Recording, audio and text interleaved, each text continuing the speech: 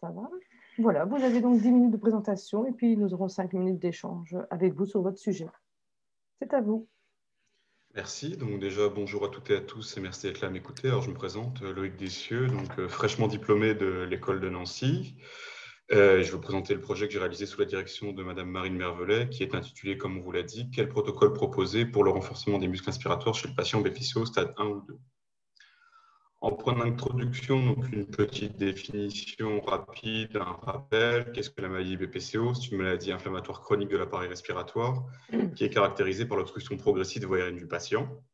Les symptômes qui peuvent concerner cette pathologie sont multiples et souvent dépendants des patients et de leur comorbidité, mais on peut citer les symptômes principaux qui sont des soufflements prolongés lors des activités courantes, aussi appelées dyspnées, une fatigue chronique, des sécrétions importantes de mucus, des difficultés respiratoires plus ou moins importantes selon le stade d'atteinte, et une faiblesse musculaire globale plus ou moins ciblée sur certains groupes musculaires.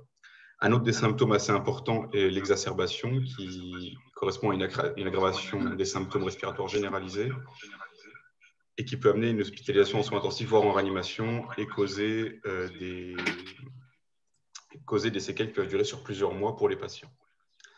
Alors, on peut classer les patients selon différents stades. Il y a différentes échelles qui existent. Ici, c'est l'échelle la plus courante qu'on peut utiliser, qui est basée donc, sur le VEMS et la capacité vitale du patient.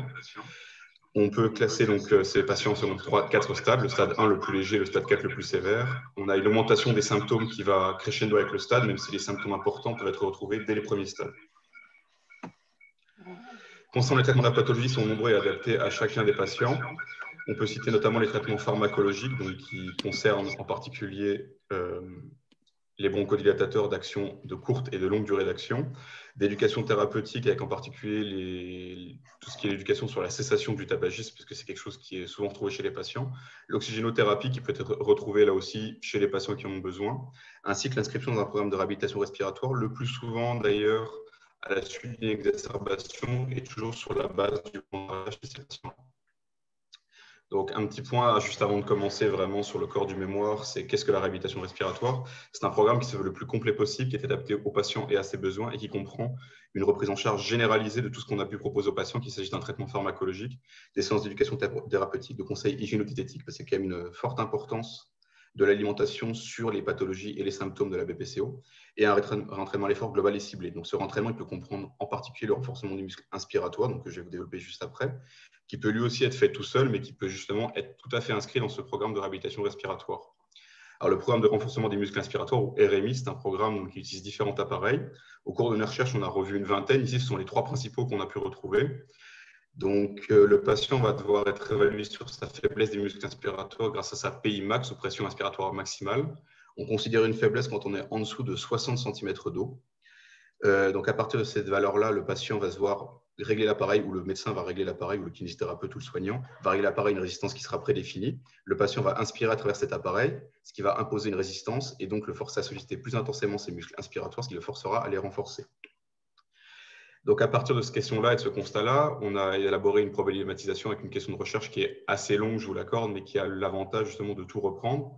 Pour faire très simple, elle doit répondre à 2 objectifs. Déjà, établir un protocole qui donne les meilleurs résultats concernant la PI max et retrouver une amélioration donc, pour le patient au niveau de ses capacités respiratoires, de sa qualité de vie, de sa capacité fonctionnelle et de l'observance, ainsi qu'un protocole qui puisse être applicable dans tous les milieux possibles, qu'il soit hospitalier, libéral ou en autonomie pour le patient. Alors, juste avant vraiment d'entrer dans notre description d'article, pourquoi j'ai réalisé ce choix-là? Premièrement, parce qu'il n'existe aucun protocole validé pour le moment sur le renforcement du muscle inspiratoire, qu'il s'agisse de la Cochrane, de la HS ou des sociétés savantes américaines ou anglaises.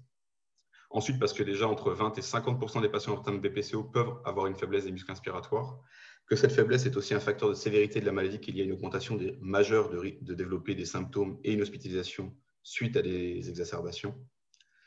Et enfin, pourquoi les stades précoces? Déjà parce que les patients, même si les symptômes vont crescendo avec les atteintes, on a trouvé des patients qui pouvaient présenter un risque important de développer une faiblesse des muscles inspiratoires dès les premiers stades, même le stade 1. Que c'est une prise en charge précoce qui pourrait limiter la vitesse d'aggravation des symptômes et les séjours hospitaliers, et aussi permettre d'avoir une surveillance plus approfondie et plus sur la longueur de ces patients-là, et donc de vérifier qu'ils ne s'aggravent pas plus rapidement qu'ils ne le devraient. Et enfin, c'est pour mettre en lumière justement cette population qui, pour le moment, est peu explorée sur les études sur la RMI. Donc, pour réaliser ce projet, nous sommes basés sur différents critères de jugement. Le critère principal, c'est évidemment l'API max, tout simplement parce qu'il est à la fois celui qui permet d'objectiver une faiblesse du muscle respiratoire, celui qui permet de régler les appareils, celui qui permet aussi de voir si on a une amélioration ou une non-amélioration de ce paramètre-là. Nous voulions aussi que chacune des études regroupe au moins un autre critère qui comprenait le critère secondaire, qu'il s'agisse des données spirométriques, qui permettaient alors de vérifier si on avait une aggravation ou non du stade d'atteinte du patient, des analyses du traitement du test de marche en 6 minutes, simplement pour avoir une analyse fonctionnelle et voir si on avait un intérêt hors justement des chiffres et des valeurs pour voir si jamais sur le patient ça lui apportait quelque chose. Une évaluation de la qualité de vie et la dyspnée, parce que ce sont deux symptômes ou deux choses dont les patients se plaignent beaucoup, et avoir une amélioration sur ces symptômes-là, ça peut avoir un effet bénéfique sur l'observance, qui est notre dernier critère de jugement, puisqu'un protocole, aussi bon soit-il, si jamais l'observance n'est pas bonne, le patient ne pourra pas en bénéficier, et ce serait donc très dommageable pour lui. À partir de là, nous avons mené une revue de littérature donc, qui s'étend entre juin 2020 et mai 2021, qui comprend tous les articles en anglais et en français de 90 à 2021. Pour ça, nous avons réalisé 2 équations de recherche sur 2 moteurs de recherche différents et réuni 446 articles pour en retenir uniquement 5. Concernant les critères d'inclusion et de non-inclusion, nous sommes restés relativement larges. Et pour faire simple, au niveau de l'inclusion, nous avons inclus tous les patients au stade 1 et 2 avec des articles en français et en anglais qui présentaient leur protocole et qui répondaient au moins à une partie de nos critères de jugement. Pour les critères de non-inclusion, nous avons fait le choix de ne pas inclure les revues de littérature que nous avons traitées plutôt en référence complémentaire et bien sûr de ne pas inclure les patients qui étaient au stade plus avancé puisqu'ils sortaient là de nos critères. Les résultats sont ceux-ci, ce sont 5 études que nous avons réussi à sélectionner qui sont assez éclectiques. On a une étude danoise, une étude libanaise, une iranienne, une égyptienne et une anglaise. Donc, c'est quand même des études qu'on a retrouvées dans différents pays avec différentes approches de la médecine. Donc, c'est déjà quelque chose qui est assez intéressant. Au niveau de l'analyse des articles, ce qu'on peut déjà dire, c'est qu'une première étape a été faite, c'est une relecture complète de l'article avec une attribution des différents niveaux de preuve et score. Ce qu'on peut déjà noter, c'est que tous les articles sont des essais contrôlés randomisés, donc avec un grade de preuve B ou 2, ce qui est assez important, mais cela, il faut le nuancer puisqu'ils ont un score Pedro qui est relativement bas, donc ils sont de 3 à 7 sur 10, avec des risques de biais relativement importants.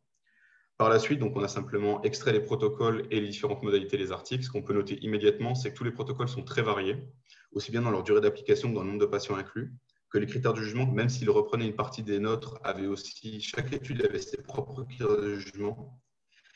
Je trouve quand même des résultats très encourageants sur le RMI qu'on va développer juste après. Sur nos propres critères, ce qu'on peut déjà noter immédiatement, c'est que sur la l'API max, toutes les études montrent une augmentation significative de ce paramètre-là. Concernant les mesures spirométriques et le test de marche de 6 minutes, on a 4 études qui montrent une augmentation, dont 3 qui montrent une augmentation significative. Et pour la qualité de vie, la dyspnée et l'observance, on a à chaque fois une étude qui montre une amélioration significative. Alors, c'est très encourageant parce que ça correspond justement aux hypothèses qu'on avait émises en premier lieu. Et ça montre aussi que nos critères étaient les bons, puisque ce sont ceux qu'on a retrouvés dans toutes les études. Ensuite, nous avons, en plus des conclusions que nous avons pu extrapoler de ces études, nous avons utilisé les apports de la littérature pour compléter nos conclusions et améliorer nos hypothèses de recherche. Donc, ce qu'on peut déjà dire avec tout ce qu'on a pu relire, donc des différentes revues de littérature et articles complémentaires, c'est que le RMI reste assez controversé sur ses bénéfices, même si on a une majorité de faisceaux d'articles qui tend à affirmer ses bénéfices et son utilité. Ce qu'on peut dire aussi, c'est que les instruments sont très variés. Comme j'ai pu vous le dire, on a plus de 20 instruments qui ont été retrouvés, donc ça devient très compliqué pour mettre des protocoles communs. Et ce serait intéressant de voir si on ne pouvait pas justement resserrer ces instruments pour en avoir peut-être 1 ou 2 maximum. Ensuite, les effets du RMI, malheureusement, ne persistent pas à long terme. Selon ce qu'on recherche, on a entre 6 et 12 mois d'effets persistants. Et enfin, les patients, on peut noter qu'ils ont quand même tendance à bien réaliser leur traitement, ce qui est peut-être encourageant sur le fait qu'à long terme, les effets ne persistent pas. Et donc, ça montre que les patients ont peut-être une volonté de continuer l'entraînement même après le protocole. Concernant l'analyse de nos articles, ce qu'on peut dire en point de discussion, c'est qu'on a une multiplicité de protocoles, on a peu d'articles analysés et on a beaucoup de différences dans les patients et dans les protocoles, ce qui a compliqué l'analyse de nos conclusions, même si on a quand même essayé de proposer quelque chose que nous allons développer juste après. Par contre, ce qu'on peut tout de suite dire, c'est que les effets du RMI restent quand même plutôt bien démontrés au vu de ce qu'on a pu lire, aussi bien dans nos lectures sélectionnées que dans les lectures complémentaires. Donc, sur ce protocole, le protocole qu'on peut proposer, c'est un protocole qu'on va dire idéal, mais qui reste bien sûr à retravailler et à retester. C'est un protocole qui se base sur au moins 2 mois d'entraînement avec au moins 3 séances par semaine. Chaque séance devant comprendre 6 séries de 5 respirations à travers un dispositif de renforcement des muscles inspiratoires. La résistance initiale devra être placée selon les recommandations à 30% de l'API max du patient à l'instant T et va augmenter de 5 à 10 cm d'eau chaque semaine jusqu'à atteindre 60% de l'API max du patient à l'instant T. Donc, c'est quelque chose qu'on va devoir bien sûr retester. Donc, déjà, il faudra comparer ces résultats avec ceux des méta-analyses en cours, notamment celle de la Cochrane qui devrait sortir dans les mois à venir.